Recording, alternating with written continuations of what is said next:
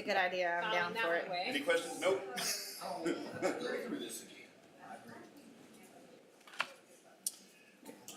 let's get ready to go. 30 seconds. So, 10 seconds. everybody muted. And please don't have that up. It will reverb through here and it'll make it off. It'll make it off. Well, I closed out. Okay, thank you. Oh, okay. Thank you. We were having a debate on what the delay was. It's 10 seconds, but I've done that and it created Alright, such 10 an seconds. issue. Oh, I bet.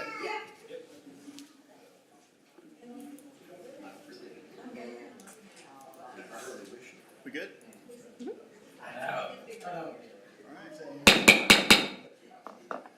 I'll now call to order this meeting of the City of White House Council for this evening, Tuesday, April the 27th, 2021. It is 6 p.m. Ms. Hargis, will you please call the roll? Yes, sir. James Wansley. Here. Zach Briscoe. Here. Ginger Cardwell. Here. Paul Hickey. Here. Michael Lowe. Here. And Dick Jackson. We have four. Thank you. Reverend Fleming, will you please lead us in a word of prayer? Please stand if you're able. God, it's our privilege to come before you now and ask, Lord, your blessing upon this meeting. We thank you for this, our city, and God, what you've done here, how you've protected us, how you blessed us. And Lord, we just pray over our leaders now and pray over this meeting. We pray over our first responders, our schools, Lord, just everything that makes our community so wonderful. We pray that you would bless our city in this meeting tonight. In Jesus' name, amen. Amen. Thank you, sir. All right. Join me in the Pledge of Allegiance. I pledge allegiance to the flag of the United States of America, to the republic for which it stands, one nation, under God, indivisible, with liberty and justice for all. Texas. Honor the Texas flag. I pledge allegiance to thee, Texas, one state, under God, one and indivisible. Thank you. Please be seated. All right, that brings us to Section D, presentation. Item number 1, new employee introduction of PD Officer Chase Vincent. Take it away, please, Captain Brewer. Vincent, if you'd come up here and stand over here. Last month, Chase Vincent came to the police department looking to pursue his dream of becoming a police officer. Chase was employed with the Smith County Sheriff's Office as a deputy jailer, and he worked at the Sheriff's Office for approximately 4.5 years before coming to us. Because of his dedication to work, the Sheriff's Office selected Chase to attend the TJC Police Academy. After graduating the police academy, Chase continued with his role at the jail as a certified peace officer and became a mentor to his fellow co-workers. On his own time, Chase attended the Tyler Junior College, where he currently holds an associate's degree in applied science, majoring in criminal justice. This month, Chase's dream of becoming a police officer came true. Our chief hired Chase as a police officer for the city of White House. Chief, and we as a department have the utmost confidence that Chase will represent the city of White House proudly, professionally, and with the dignity and respect that every citizen of this community deserves. Chase is married to Kayla Vincent, and they have one child, Carson Vincent. Carson is 18 months old. Chase grew up in Bullard, Texas, and is ready to start his career here in the White House with the White House Police Department. If you would, give a big warm welcome to Mr. Chase.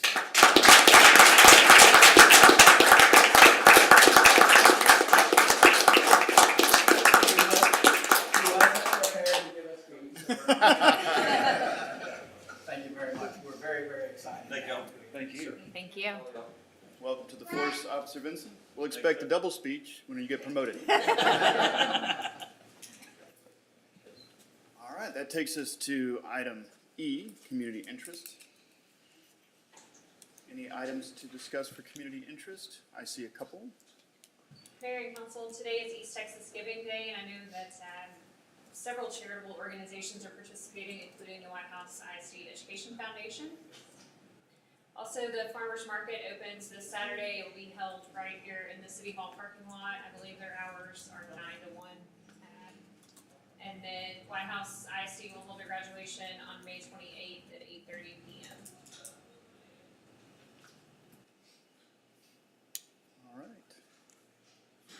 more items under the community interest section? All right.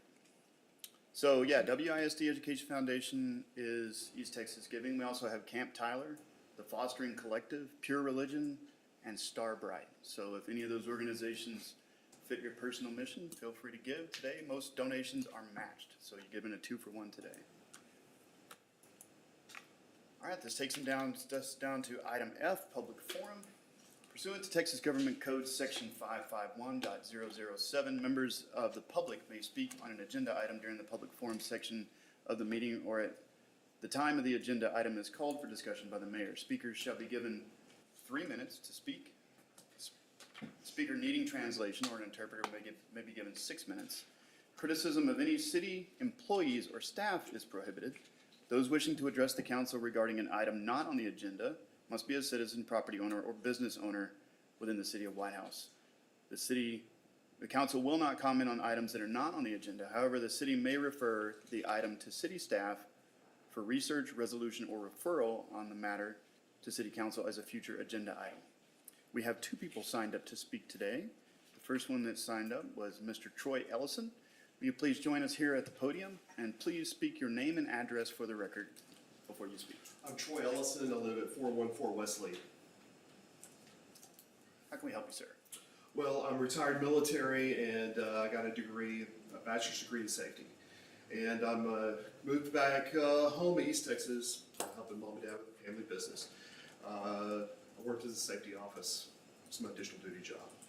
I live at the very end, not the very end. I live 3/4 of the way down to a very straight street in White House. Corey, it's a known issue of people speeding down Corey. To me, reading Dr. James Reason, we're all accountable on the Swiss cheese model. I don't know if you guys know what I'm talking about, but we're all complicit. So I'm trying to be the link to break the chain of events that leads to a catastrophic organizational accident of someone hitting someone on that road. It's not 5 over, it's not 10 over, and the police have done a great job. It's the Toyota Tundra downshifting to try to hit 70 miles an hour on the road. That's the problem, okay? It's straight defiance. I think the road ought to be blocked off, make everybody go around. We had a good talk about the bicycle people going down to the end of the street. Absolutely wonderful. But when I see people that are known that get into an embedded neighborhood and they're on camera just acting like lunatics, it's human nature. It's systemic. It's not policed, in my opinion. That I think something needs to be done because people are. I don't like going outside because I don't know when it's going to happen. You know, when someone's going to come down there. So it's just a overarching thing. I feel like I need to say something, being that there's new kids that have moved into the neighborhood, very young, very small children, under the age of 5, on that road, and people coming it down it.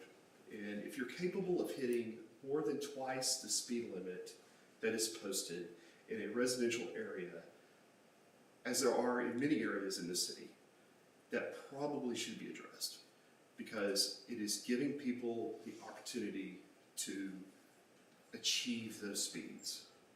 If you keep them from even achieving those speeds, that may be something to reduce accidents. I don't want there to be an accident. I don't want a child to get hit.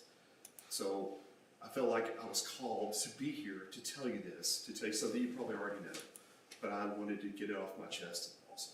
So thank you. Thank you. Right, sir.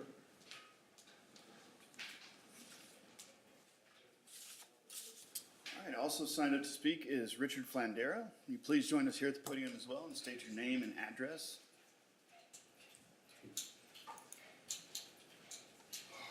I'm Richard Flandera of 410 East Main Street, just over there.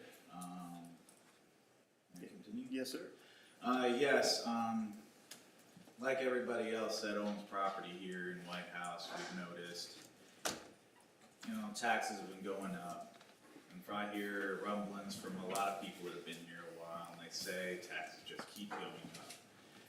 And it's blatantly obvious that we have very few revenue streams for this city, like industry, business, things like that. So the tax burden relies so pretty much always on property owners, people that live here. I mean, how long is it gonna be before people decide taxes are too high? Maybe I should move outside city limits, Bullard, Troop, Flint, somewhere else, just right down the way. And then, where's White House gonna get its taxes from? What's gonna happen to the city? No one will wanna live here, who's gonna pay for the schools? Those nice shiny schools we just built. Either we gotta get on adding businesses and create revenue to stop this increase in taxes that is just continuous, or eventually it's gonna get to the point where people aren't gonna wanna live here. I mean, a lot of the people that are happy as is, retiring years, golden age, not saying anything messed up, but they're gonna be gone someday. Who are we gonna attract to come into this area, buy property, invest in the community? Taxes are known far and wide that this is the highest tax place in the area, Like, I'm not personally upset about this, but I love this city. I wanna spend the rest of my life in this city. And I don't wanna have to leave because the city falls apart because everyone that owns property leaves, and with them, their tax dollars. Thus, everything else falls apart. This is a very serious matter. We have to address it, because the people that live here are our only tax resource is the people that live here. You can't just rely on them. Us. It's just, I just don't see how this can be solved by just raising taxes. We have to get money elsewhere. As everyone in stocks and stuff, we have to diversify. We can't just rely on one revenue stream.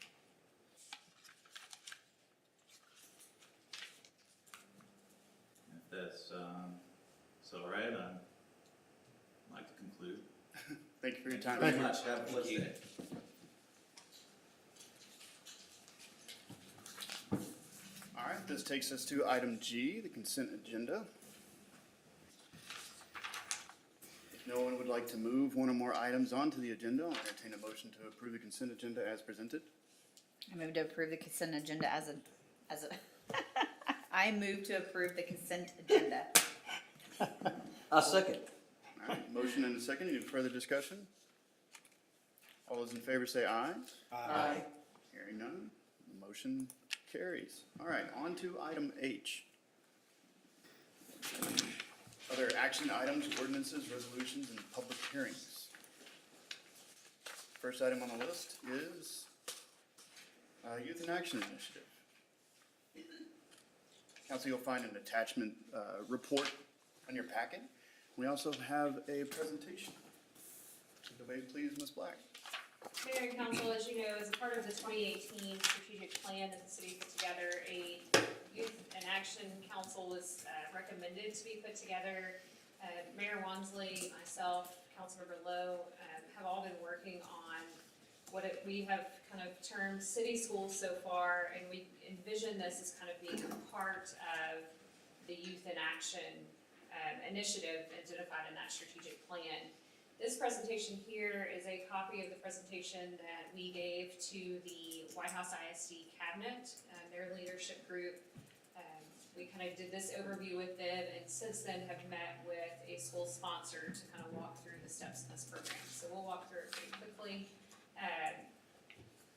So City School, we're in the initial design phase with a partnership with WISD to target high school students for the purposes of civic engagement and municipal government education.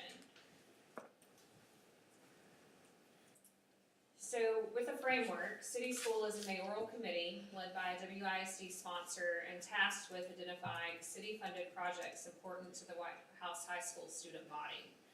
The findings of the committee would be presented to the City Council as recommended projects for funds that are allocated to the committee within the current budget cycle. As a preliminary number, we kind of discussed about $5,000.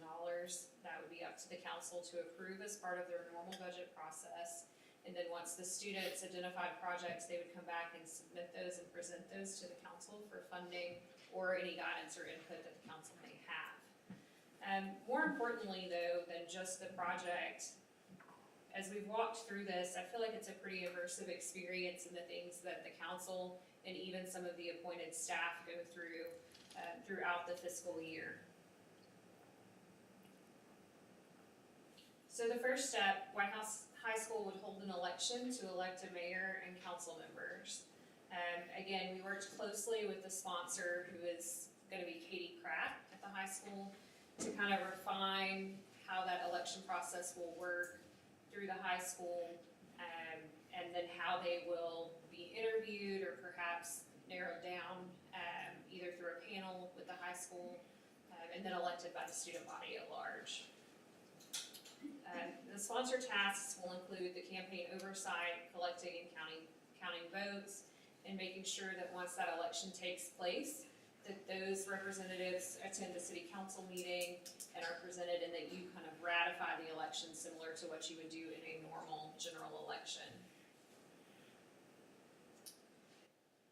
After that, we would ask that those students that are elected present and prepare staff openings for a city manager, a city secretary, and a finance director, as well as electing a mayor pro tem, similar to the tasks that you do after you are elected.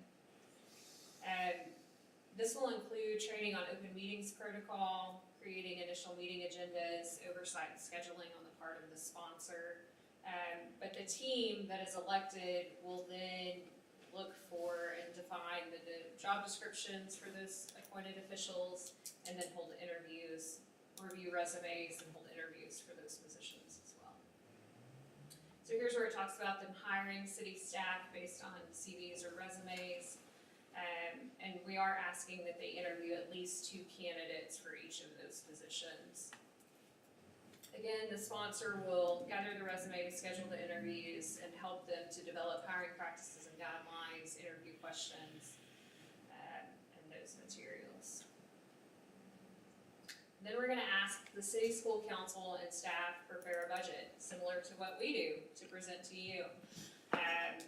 We do want them to look at any public or private partnership opportunities, buy-in from any impacted city staff, campus principals, department heads in the school district that may be impacted, and the superintendent, which is all similar to the White House ISD Education Foundation grant process that is already in place.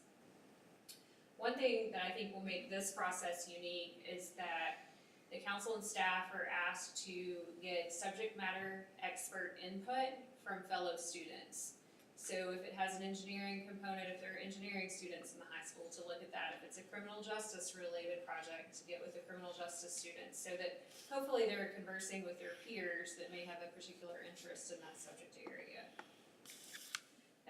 One other thing to note is that as we go through the steps, you will see that the sponsor tasks diminish and the council tasks increase by design. So as they get more established, we're hopefully taking on a bigger and bigger role in this process, and the sponsor can kind of step back and let them do what they do.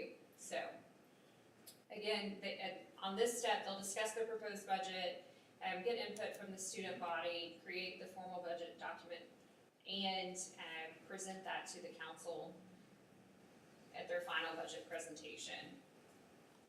At this step, we would ask that the council provide any input or ask for any further clarifying information, and hopefully approve whatever project they are proposing.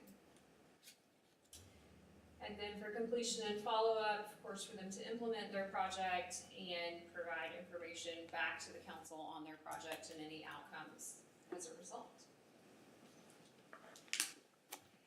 So, we had this as our last slide, identify sponsor. Again, we've already done that. Katie Pratt's gonna take this on. And approval from the council. So that's where we are tonight. We wanted to provide you an overview of what we've done so far, kind of where we're headed, get any feedback or questions that you may have. Do the students receive credit for this, or is this a club or just after school? activity? My understanding is it would just be an after-school activity, so something they would do on their own time. Ms. Pratt very graciously agreed to take on yet another task in a year that I can only imagine has been quite hectic for teachers and administrators alike, so. I bet once it's kind of fleshed out and done, once or twice, they'll figure out where to plug into community service or things that they need for National Honor Society type things. But it's gonna be a pretty steady engagement from the kids that are elected as their student body holds them accountable for their campaign promises. I can't wait to see that.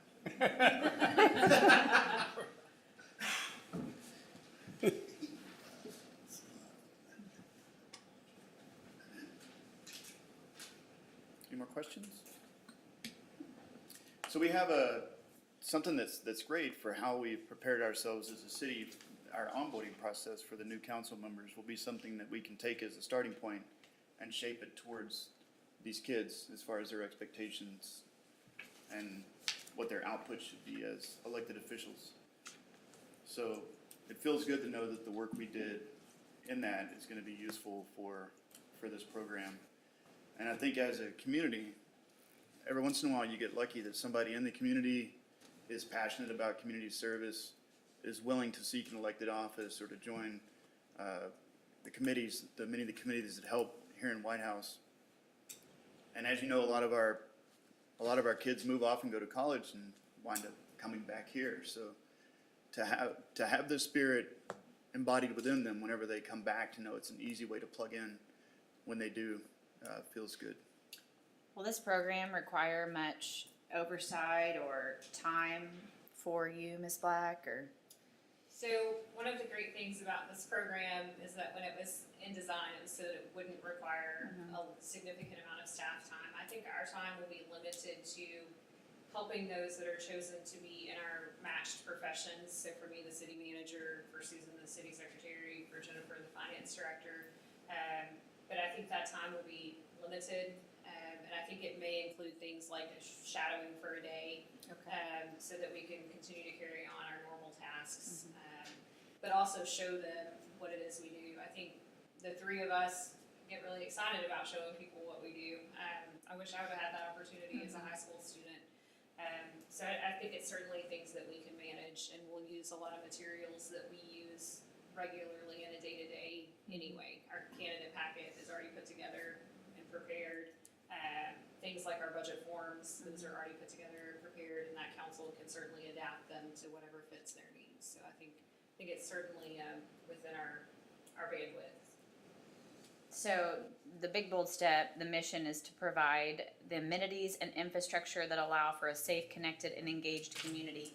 So is the mission of this program to engage the next generation? Or, I mean, I know this is our mission for the city, or have we kind of figured out like what our goal is or what the purpose of this James, you have student? a mission drafted in your notes from the last Yeah, I meeting. might be able to find it but it was just kind of off the cuff. So, yeah, the mission is to, I guess, just to allow the kids deep immersion into the governance process. Just the budgeting side, they're not going to be able to do anything as far as, code or Enforcing.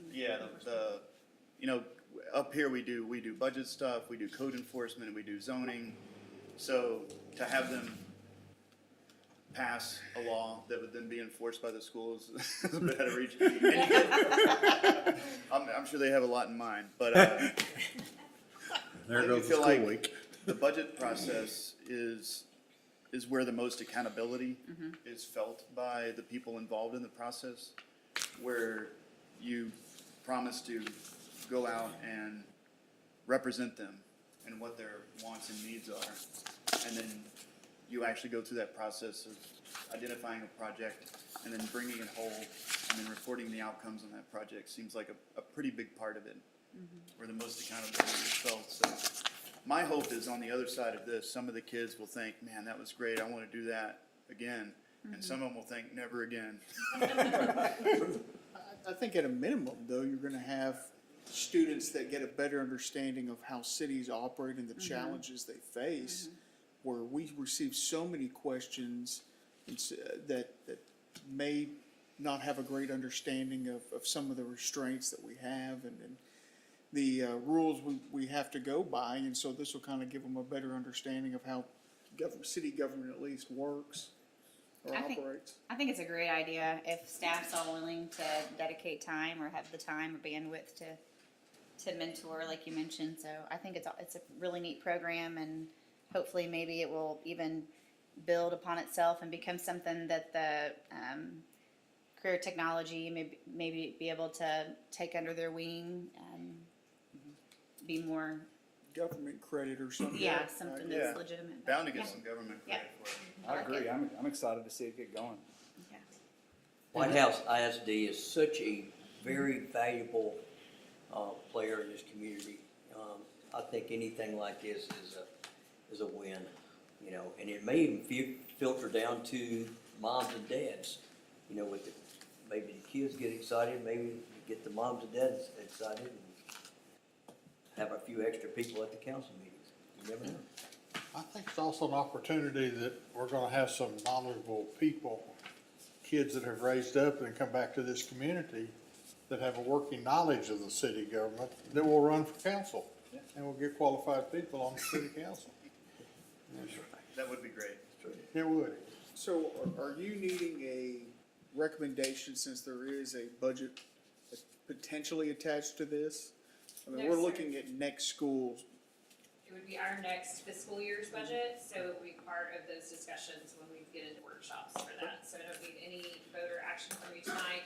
Just wanted to give you an update on kind of what's been done so far and make sure we were headed down the right path. So.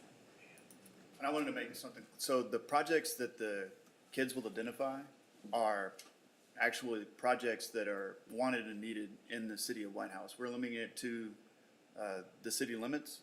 There is one of our schools that's actually in the Tyler city limits, so we're gonna limit it to that. And there is an opportunity for public-private partnerships, so if they identify a project that is above the $5,000, they asked if they could form a fundraising committee to get above that, and we said, absolutely. So it's an opportunity for them to spin off committees from their council, just as we would if they identify a project that's above the budget that we're giving them. All right. Thank you. Are you all able to hear us okay? That's been a complaint, okay. We're trying to talk louder, but it's, It's. Good point. All right, item number H2, discuss and consider authorizing the city manager to execute a contract with MuniSight for asset management software. Mayor and council, as you are aware, our public works director, Jeff Tomlin, has been with the city for over 30 years. And while as much as I would love for him to stay forever, I can't get him to commit to that. So he is looking at retiring sometime in the future, and he has an incredible amount of knowledge in his head, as do some of our other more tenured employees. But we do not have sufficient systems in place to capture, record, and evaluate that information on a regular basis. So we have been looking into some options to provide that. We looked at a couple of different programs. One of them was MuniSight, which is the information that's before you tonight. MuniSight focuses on small municipalities under 30,000 in population, and from what I have seen, their product provides a very user-friendly program and platform for our staff that work in the field to input their information. It's robust, but in a way that they can use and manipulate the data. That has been one of my concerns with a lot of GIS-based systems, is that managing that on the back end can be pretty tedious, and getting the information that you need in a useful way can be difficult. This would provide some of our guys in the field the ability to mark valves, water mains. They can mark the direction that things flow, which is important and something they don't always know, especially if they're newer. If you shut off this valve here, what's the impact?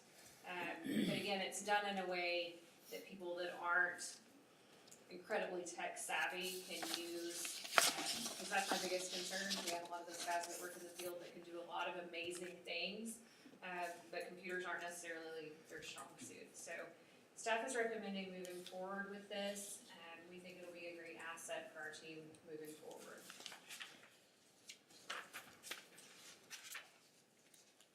So it didn't say it explicitly, but using this software, is there a way to determine cost of ownership for equipment? Does it keep track of the cost of repair and maintenance and? It does. So one of the downfalls, in my opinion, of most asset management software is that they don't have built-in costs for repair and replacement. If we're having to track down every time a culvert needs to be replaced, your system just isn't kept up very well. So this system is one that has built-in capabilities. They go in and enter their estimated costs for culverts, water mains per linear foot, streets. They also have built-in condition assessment forms that we can say, okay, everybody go out, we're gonna do condition assessments on all of our culverts. And they can score them based on already set up criteria for fair, good, on a sliding scale. And then we could run a report that says, what would it cost if we wanted to replace all of our poor culverts this year? And it would run an initial cost estimate. It's an estimate, it's gonna be off, but it would at least give us an idea for budgeting purposes, what we're looking at, over time. Did that answer your question? Yeah, It's so long-winded. The estimated start date would be January of next year, or? No, they indicated they could get us up and running in about 90 days. Okay. What is the reason for the discount, the $17,000 discount? So they currently don't have any city customers in Texas, so they're looking to attract one or two, and once they get that one or two, the discount goes away. So that's not the main impetus for my bringing this to you now. My concern about bringing this to you now is the impending retirement of Jeff Tomlin. So, And how long would the contract be? You It's may a have said 3-year 3 years, contract. okay. So that's pretty good negotiation, down from 45K for startup down to $1. That's a big From discount. 22,000 down to 5. Have you had the ability to reach out to current customers that Good. speak to? so I have not. Okay. But one of the representatives lives in our community, and is very active in Keep White House Beautiful, actually. So the support and answers to my questions that I've received thus far have been incredibly impressive and responsive, but we will reach out to them before I sign the final contract. Okay, you will do that. Okay, good. I think there's a lot of value because you've kind of hinted around at it, but a lot of the intricate details of our infrastructure is in Jeff's head and on paper. But, I mean, he knows the system, and like you're saying, eventually he is going to retire. This would at least allow us to transition and keep that information flowing, so to speak. So, you said it also does GPS mapping as far as. So it does have a GIS-based Aspect to it. aspect to it, so we can do maps and. Will that integrate into our current mapping software, So or is they're all it? shapefiles and Esri-based, so it could. I've run into some complications with our current, or some limitations maybe with our current GIS mapping that I think this would help solve. But yes, so if we ever wanted to move away from this software, all that data would be in shapefiles that we could move over to any other GIS-based program. Just asking, because if after 3 years, if they went to a $30,000 a year contract, holding our information hostage. Yeah, could we export? Yeah, good question. It's our data and it's all in shapefiles, so. I like the visualization, especially of the road conditions. It looks like you can grade a road, and then you get an idea, because the quality of roads has kind of bitten us in the past when it snuck up on us. So this looks like a proactive approach to asset management, figuring out what critical costs are upcoming so that we can start planning for those. And that's what we need to stay financially stable and not raise taxes, as we haven't done for a while. So, and further reduce our debt load, which we've done year after year. So you give two different funding possibilities. Which one would you prefer? And I know that, I mean, there's a lot of, but we're still not sure about the, Right, so it will come out of the utility fund, it may be a reimbursable project under the American Recovery Plan. But I did not wanna wait for that guidance from the Treasury, because I'm afraid that would just put us another 30 to 60 days behind. So my recommendation would be that it would come out of water and sewer fund, it'll be in the next fiscal year's budget, other than the dollar, that we have to pay up front. We get a donation maybe. So I'm hoping by then we should have the guidance on the American Recovery Plan, or American Rescue Plan, I can't remember, the ARP. And we will take it out of there, but we will budget for it in the upcoming fiscal year out of the water sewer fund. good job.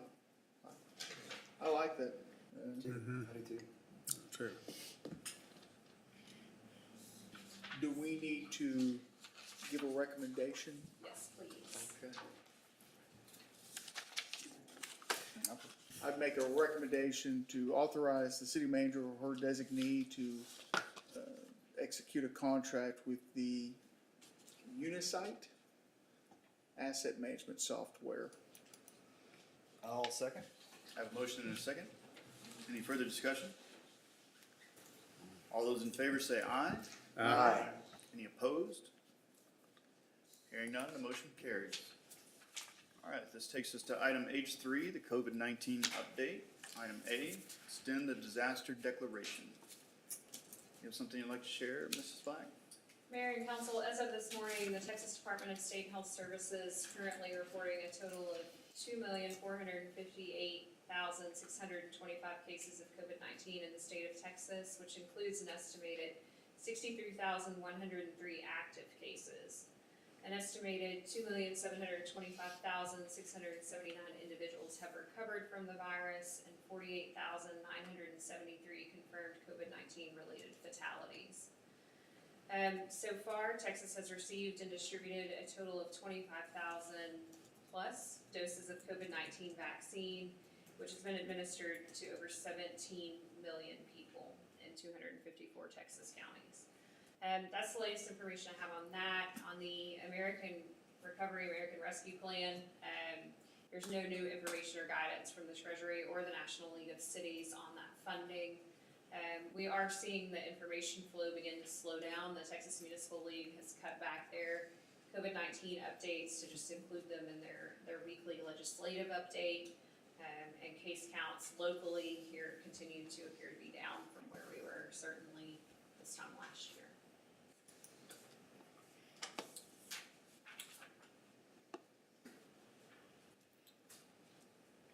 All right. It's better than it's been in a while, but still pretty bad. There you go. So council, you have recommendation from staff to extend the COVID disaster declaration.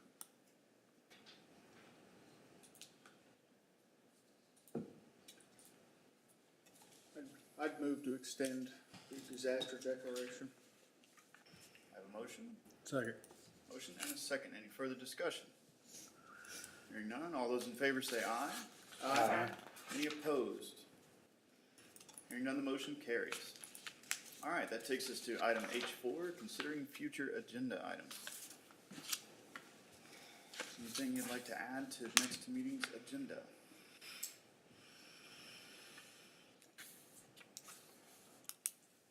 Mayor and council, we will begin budget discussions. Oh, at that's the what I was gonna next- ask. Yes. Next meeting.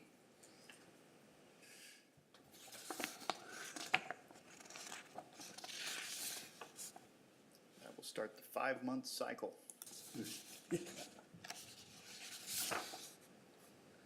All right, if there's no further items for consideration for the future agenda, we'll move on to item I, administrative reports. Council, you've received item 1, you received reports from staff. There was a pretty robust packet attached to the agenda packet. Are there any items to discuss or questions to ask? Now is the time.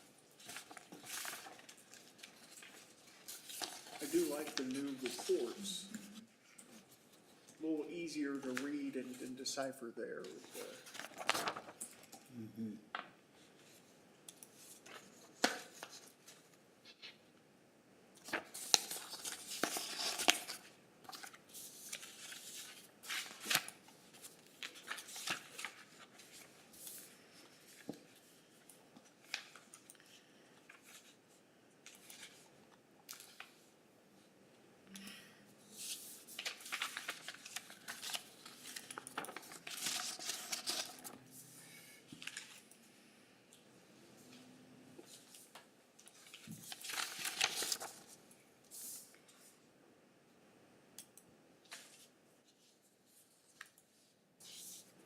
Anything to add, council?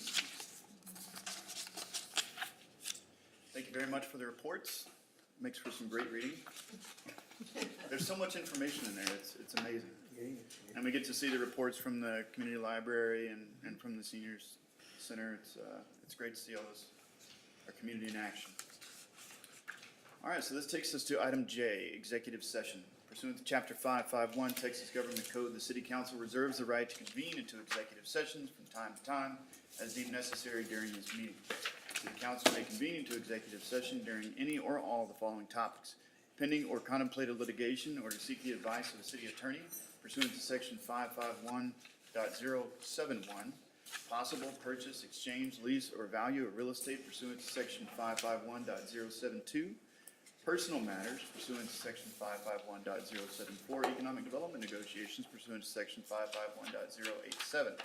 Tonight, we will be entering executive session to deliberate the purchase, exchange, lease, or value of real property in the town center, Main Street, TCMS zoning on East Main Street pursuant to Section 551.072. The time is now 6:40, and we will now enter into executive session. Reverend Fleming?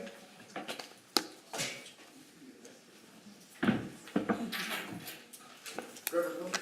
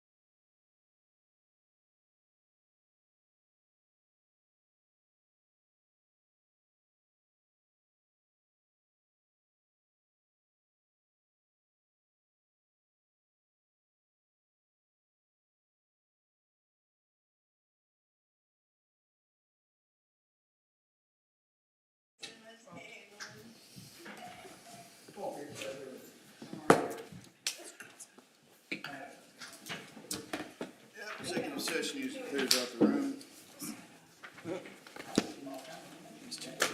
All right.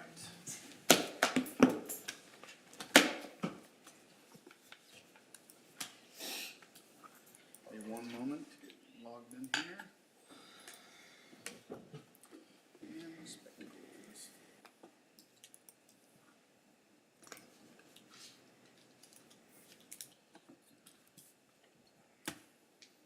All right, we ready? All right. The time is now 7:02, and we will now return to the regular city council session. This takes us to item K1. Take any action if needed on the purchase, exchange, lease, or value of the real property in Town Center, Main Street, TCMS zoning on East Main Street pursuant to section 551.072. Is there any action from council at this time? I move to authorize the city manager to execute a real estate sales contract for property in the Town Center, Main Street, TCMS zoning on East Main Street. I'll second it. I have a motion and a second. Any further discussion? Hearing none. All those in favor say aye. Aye. Any opposed? Hearing none, the motion carries. So this is an appropriate time, I feel, to put ourselves in a position where we can get professional and community input on facilities assessment. We're a growing city. We're not just growing in population, but we're also growing in engaged organizations. And I think it's a good time to take a professional look at the facilities that we have and make sure that we get the most use out of what we have to allow for not only now, but for the future. So I think this would be an appropriate time to maybe put out a request for qualifications for a professional facilities master plan service. Do you need any recommendation on that, or is it? Okay. All right, this takes us down to item L. Adjourn. Are there any remaining items for discussion? All right, hearing none, the time is 7:04. This meeting is adjourned.